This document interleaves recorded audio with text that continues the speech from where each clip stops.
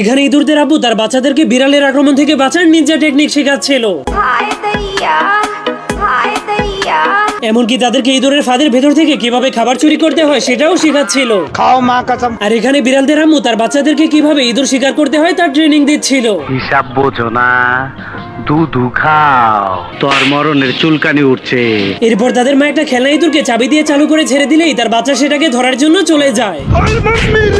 কিন্তু সেটাকে ধরতে গিয়ে তার বাচ্চার অবস্থা অনেক খারাপ হয়ে যায়। ঠিক তখনই একটা চালাক ইঁদুরের বাচ্চা ট্রেনিং এর হাত থেকে বাঁচার জন্য চুপচাপ ঘর থেকে পালিয়ে যায়। এমনকি একটা বিড়ালের বাচ্চাও সুযোগ পেয়ে ঘর থেকে পালিয়ে যায়, যার কারণে তখনই তাদের দুজনের সামনাসামনি দেখা হয়ে যায়।